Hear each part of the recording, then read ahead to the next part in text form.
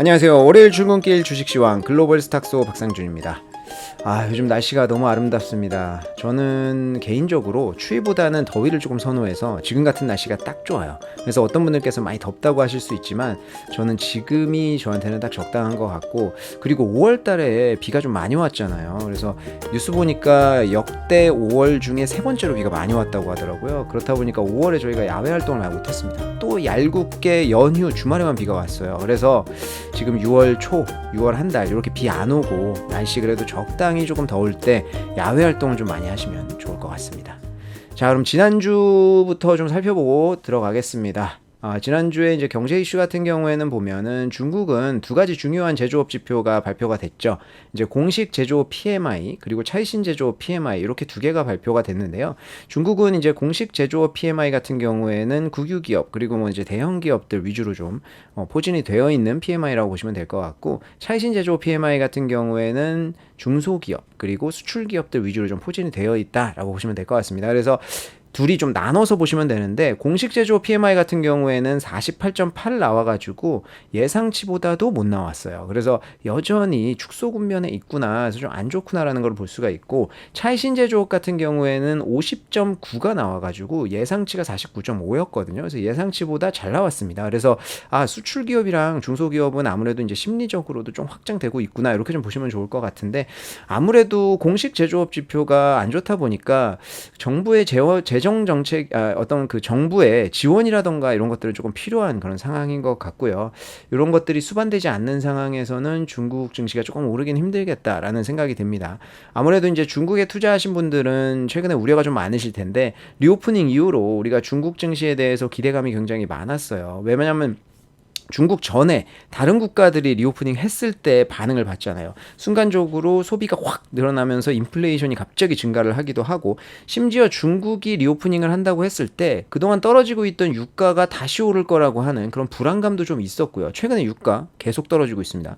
그리고 이제 인플레이션 이제 잡혀가는데 다시 올라가겠구나. 그만큼 중국의 소비에 대해서 전 세계적으로 관심이 있었고 기대치가 높았다는 얘기인데, 지금 예상보다 그렇게 나오지 않고 있습니다. 아무래도 중국은 이제 그 팬데믹 기간 동안에 이제 우리나라나 미국처럼 어떤 지원금들은 팍팍 주지도 않았었고, 그 제로 코로나 정책 때문에 갇혀있던 기간이 굉장히 컸잖아요. 그 기간 동안 자영업자들이 많이 힘들었을 거예요. 그렇다 보니까 지금 실질적으로 가처분 소득이 우리가 예상했던 것만큼 높지는 않구나라는 걸 좀 볼 수가 있고, 제가 중국 가서 느꼈을 때는 이제 아무래도 마스크도 다 아직까지는 쓰고 다니고 2차 확산이 이제 오고 있다라고 하니까 어떤 거는 심리적인 불안감도 여전히 조금 있지는 않았을까. 그래서 소비가 조금 부진했나 이런 생각도 드는데, 어찌됐든 소비 같은 경우에는 올 한 해 동안 완만하게 이제 지속적으로 상승할 걸로 예상을 하고 있는 상황이기 때문에 너무 과거에 기대했던 기대치는 조금 낮춰야겠지만 너무 실망하지 않았으면 좋겠다, 이렇게 좀 생각이 들고, 그 안에서도 선별적으로 좋은 이제 소비 종목들을 골라내는 게 필요한 것 같습니다.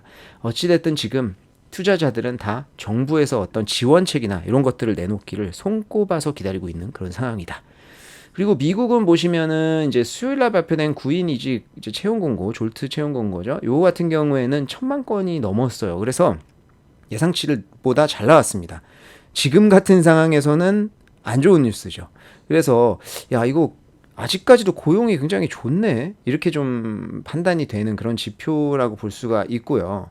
그리고 ISM 제조업 PMI 같은 경우에는 이제 예상치보다는 조금 안 좋게 나와가지고, 확실히 최근에 이제 미국도 마찬가지고 이제 그 기업들 제조업 PMI나 이런 것들은 좀 안 좋게 나오는 것 같습니다.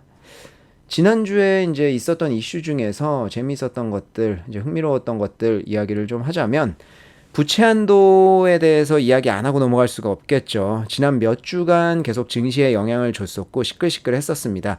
지난주에 드디어 마무리가 됐어요. 결론적으로 말씀드리면 이제 부채 한도 이슈는 증시에 더 이상 영향을 주지는 않을 거예요. 그래서 우리는 서서히 또 잊혀가겠죠. 새로운 이슈로 넘어갔습니다. 근데 어떻게 끝났냐는 한번 좀 정리해보고 넘어갈 필요가 있을 것 같은데, 화요일 날 그 하원 운영위원회에 이제 표결을 붙였어요. 그래서 7대 6으로 통과를 했습니다. 그래서 어찌 보면은 8분응선은 넘었다, 한고비는 넘었다라고 하는데 7대 6이니까 사실 이거 아슬아슬하게 넘어갔다, 이런 것도 있었거든요. 왜냐하면 그 운영위원회에 4명이 민주당이었습니다.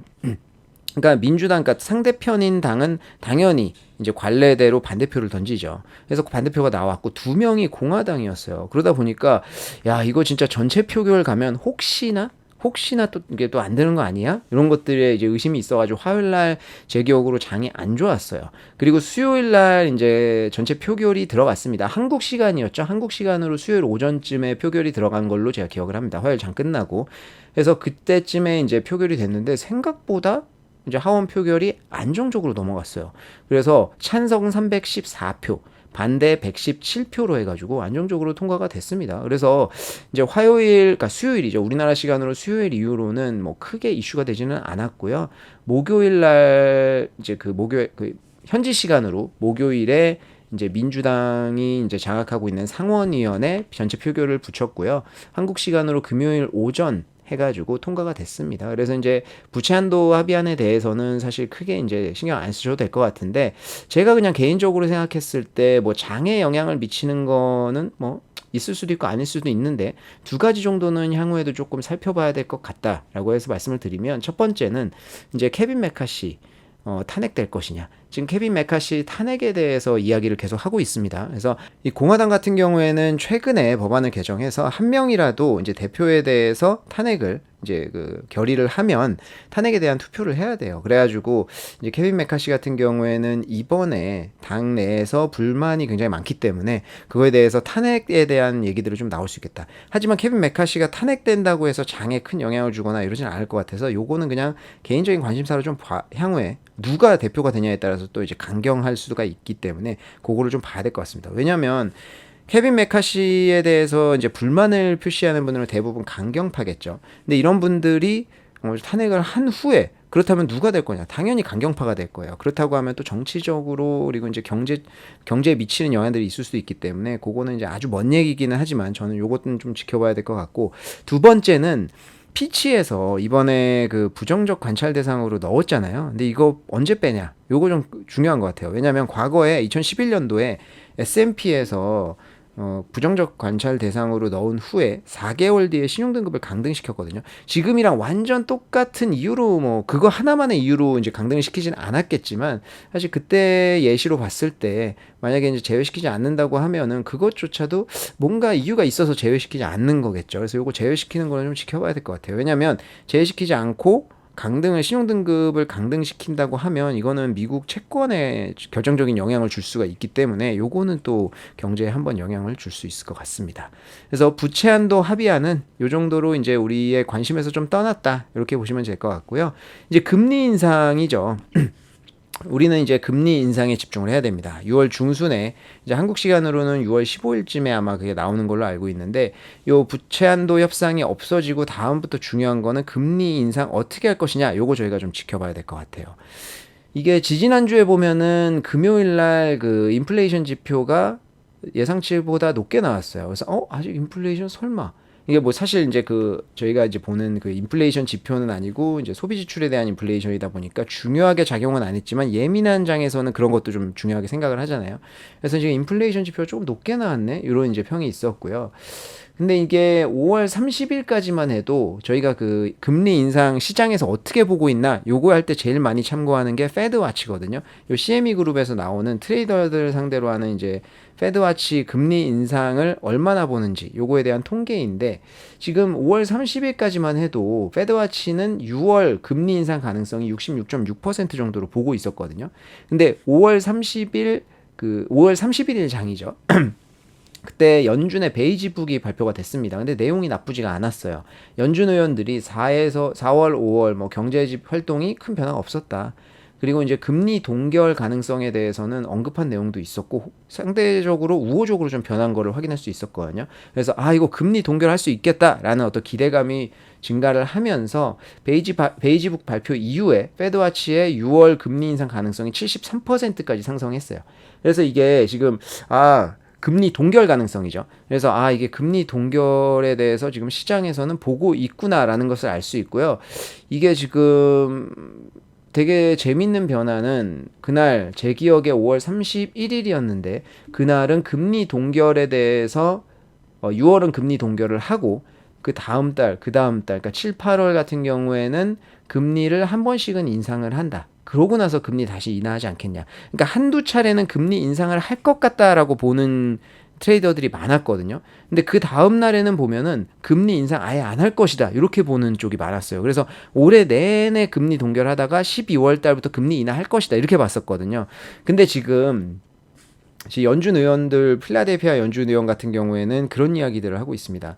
아, 우리 금리 인상은 더 이제 거의 정점에 다가온 것 같다. 그래서 금리 인상은 여기서 좀 멈출 수도 있어. 이런 가능성을 언급을 하면서도 그런 여지를 좀 남겨놨어요. 이번 주 금요일 날 발표하는 실업률, 아, 이런 거 보고 좀 결정해야 될 것 같은데, 이런 이제 여지를 좀 남겨놨거든요. 그러니까 사실 연준이 이제 지난번 5월달 연준에서 지금까지 이제 우리가 봐왔던 경제지표 이런 거 다 리셋, 여기까지는 리셋이고 앞으로의 판단은 지금 나오는 경제지표로 할게. 요런 이제 뉘앙스를 풍겼잖아요.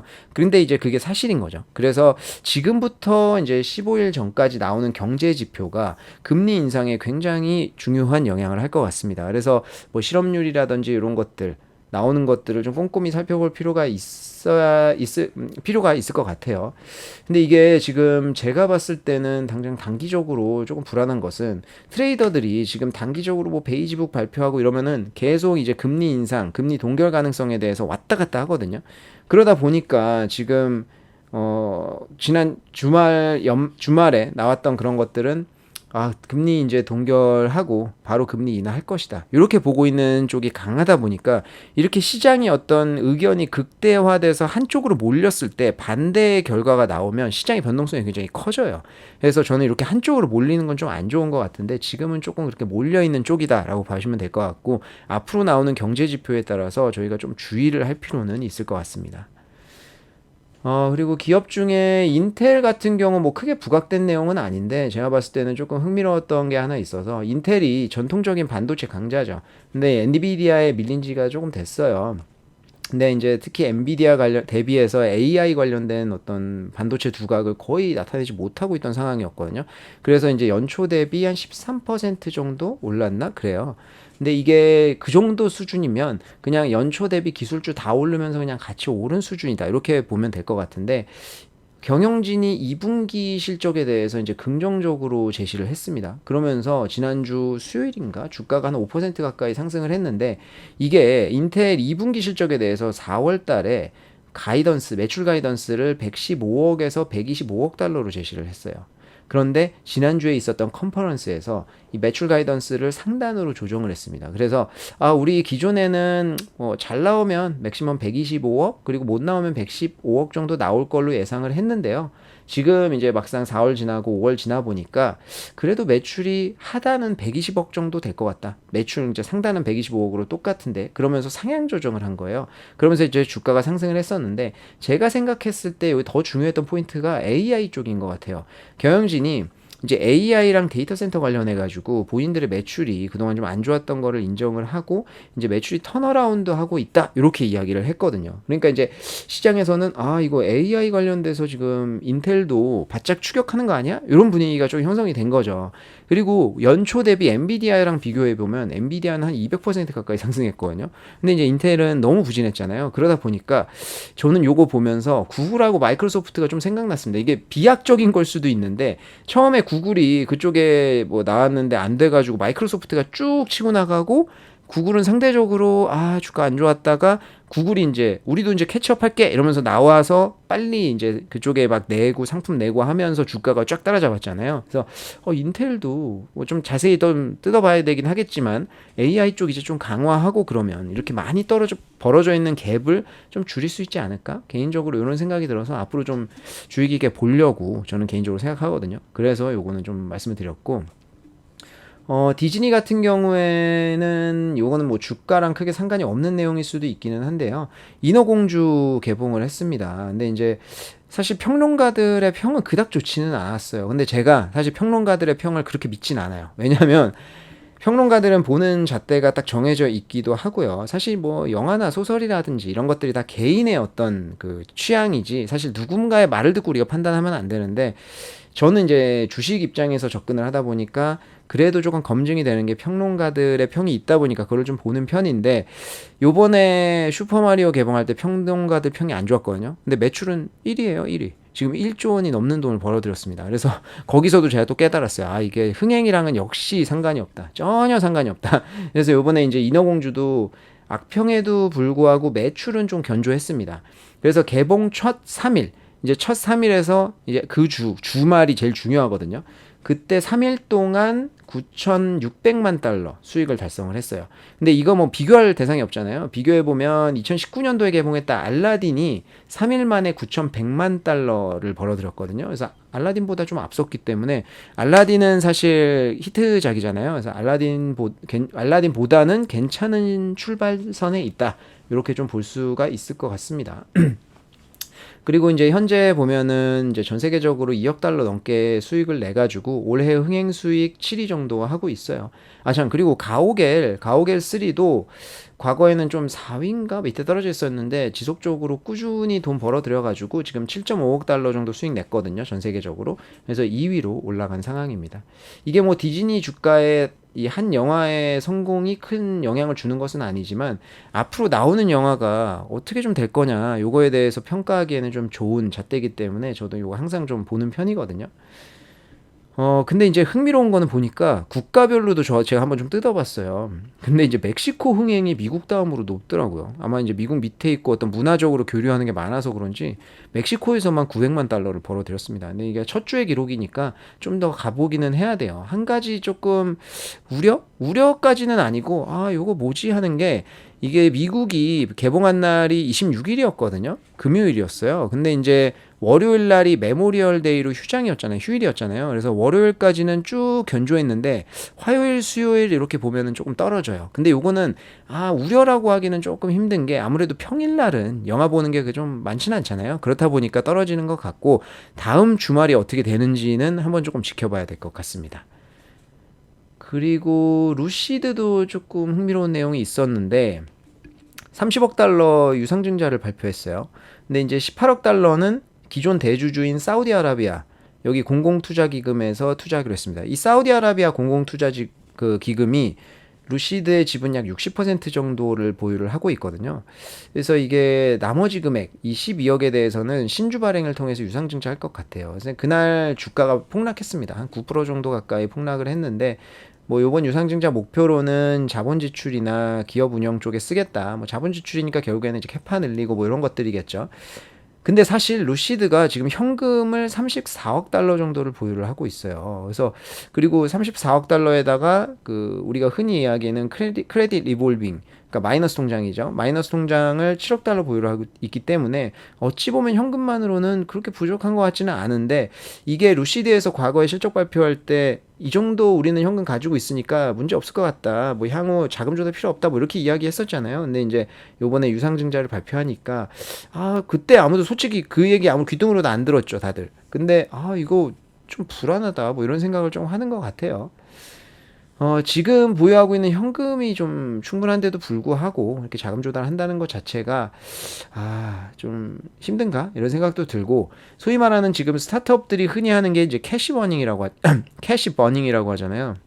그래서 이제 자금 조달을 해서 돈이 그냥 순간적으로 다 없어지더라도 계속 어떤 투자하고 재투자하고 개발하고 이런 것들을 하는 건데, 지금 같은 상황에서 캐시 버닝으로 살아남을 수 있겠냐? 이제 투자자들은 이렇게 생각을 하는 것 같습니다. 지금 전기 자동차 시장에서 지금 수직적 통합을 이루고 뭐 수익성을 달성하고 마진 얼마나 남고 이런 기업들이 살아남지 않겠냐 이렇게 얘기하고 있는 와중에 추가적으로 또 자금 조달을 하면서 지금 기존에 파는 상품들로 나오는 돈으로만은 힘들다라는 게 판단이 되니까 아마 투자자들은 지금 굉장히 불안해하는 것 같다, 이렇게 좀 보시면 좋을 것 같습니다. 그래서 전기 자동차 시장은 지금 경쟁도 굉장히 심해지고, 거기에다가 또 하필이면 이제 경기 침체가 오면서 지금 고가 자동차들은 조금 판매가 힘든 상황이 됐는데, 이 난관을 어떤 기업들이 버텨나가는지 이거 굉장히 중요한 것 같습니다. 그래서 지금 주주분들도 있으시고 투자를 생각하시는 분들도 계실 텐데, 그런 것들을 좀 잘 판단을 하면서 결정하셔야 될 것 같고요. 저도 여기는 개인적으로 관심이 굉장히 많은 분야여가지고